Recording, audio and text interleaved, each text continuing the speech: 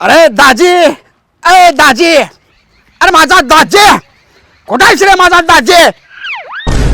काय इज्जत बिज्जत आहे का नाही मला? जरा नीट बोल की.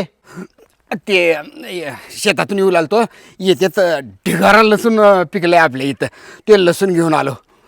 ताई, अगं ताई लसूण घेऊन जा. हे त्या शेतात काय काय पिकतं की नाही ते घेऊन येत जा. त्या शेतात तुझ्या बहिणीचा पण हिस्सा आहे. तिनं हिस्सा मागितले की नाही मग तुला कळेल.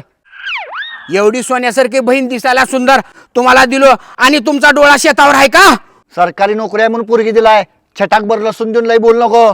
छटाकभर लसूण दिसले का तुम्हाला? ते 2 किलो आहे, ते मार्केटमध्ये विकल्यावर 400 रुपये आले असते त्याचे. अरे दादा तू बस, मी तुला चहा आणते. दाजी, तुम्हाला वाईट तर वाटलेलं नाही? ते 400 रुपयाचं लसूण होतं हो. ते थोडं भावनेच्या आहारी जाऊन बोललो. तसं काही वाईट वाटून घेऊ नका तुम्ही. 400 रुपयाचं लसूण होतं. माहिती आहे मला 400 रुपये लसूण होतं तुझं. मग मार्केटमध्ये विकला असतो तर 400 रुपये आले असते का नाही? 400 रुपयाचं पेट्रोल आलं असतं मला.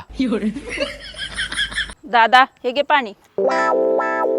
दाजी, तुम्हाला माहीत आहे का, लसूण पिकवायला लय कष्ट, लय म्हणजे लय कष्ट. आता उगं तुम्ही लाडकी दाजी, माझी लाडकी बहीण आहे म्हणून हे लसूण दिलो, नाहीतर मार्केटमध्ये विकला असतो का नाही 400 रुपये आले असते. 400 रुपये.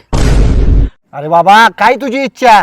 माझी इच्छा काय नाही, मार्केटमध्ये लसूण विकला असतो तर 400 रुपये आले असते दाजी. 400 रुपये. अरे बाबा तू लसूण द्यायला आलतास का विकायला आलतास? नाही नाही दाजी, पैशाचा काय प्रश्न नाही, पण मार्केटमध्ये 400 रुपये भावाला असता. ए दे याला आणून, दे याला पहिला काय? पैसे आणून दे याला 400 रुपये. अहो दाजी, मी पैसे कुठं मागायलोय? 400 रुपयाचं होतं लसूण.